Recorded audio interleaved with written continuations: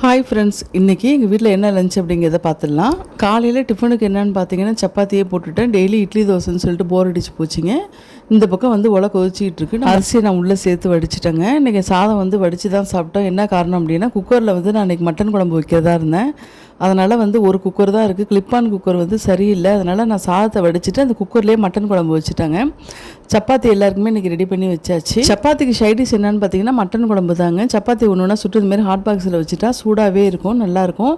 இப்போ நான் வந்து மட்டன் குழம்புக்கு பார்த்தீங்கன்னா சின்ன வெங்காயம் போட்டு நான் பட்டை கிராம்பு ஏலக்காவோட சேர்த்து நான் சின்ன வெங்காயம் போட்டு நல்லா வதக்கிட்டு சின்ன வெங்காயம் பேஸ்ட்டு கொஞ்சம் அரைச்சிக்கிட்டாங்க. இஞ்சி பூண்டு பேஸ்ட்டோட கொஞ்சம் சின்ன வெங்காயம் பேஸ்ட்டும் நான் அரைச்சி வச்சுருக்கேன். அப்போ தான் குழம்பு நல்லா டேஸ்ட்டாக இருக்கும். மட்டன் குழம்புக்கு நான் கொஞ்சமாக தேங்காவில் ஒரு 4 முந்திரி வச்சு அரைச்சேங்க. அந்த மாதிரி செஞ்சு பாருங்கள், ரொம்ப டேஸ்ட்டாக இருக்கும். நான் இன்றைக்கி மட்டன் எல்லாம் வந்து தனியாக வேக வைக்கலைங்க, அப்படியே டேரெக்டாகவே குக்கர்லேயே செஞ்சிட போகிறேன். சூப்பராக இருக்குங்க. வெங்காயம் முந்திரி பருப்பு எல்லாமே அரைச்சி ஊற்றியே நான் ஒன்றாவே டேரெக்டாக குக்கரில் வச்சு குழம்பு வச்சுட்டேங்க. ரொம்ப டேஸ்ட்டாக இருந்தது.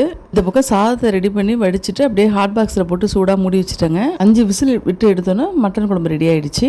உருளைக்கிழங்கு தனியாக வேக வச்சு தாங்க நான் குழம்புல சேர்த்தேன். வீடியோ பிடிச்சதுன்னா லைக் பண்ணுங்கள், ஃப்ரெண்ட்ஸ் அண்ட் ஃபேமிலிக்கு ஷேர் பண்ணி விடுங்க. நீங்கள் என்னோட சேனலுக்கு புதுசாக இருந்தீங்கன்னா சப்ஸ்கிரைப் பண்ணுங்கள், தொடர்ந்து சப்போர்ட் பண்ணுங்கள். தேங்க்ஸ் ஃபார் வாட்சிங்.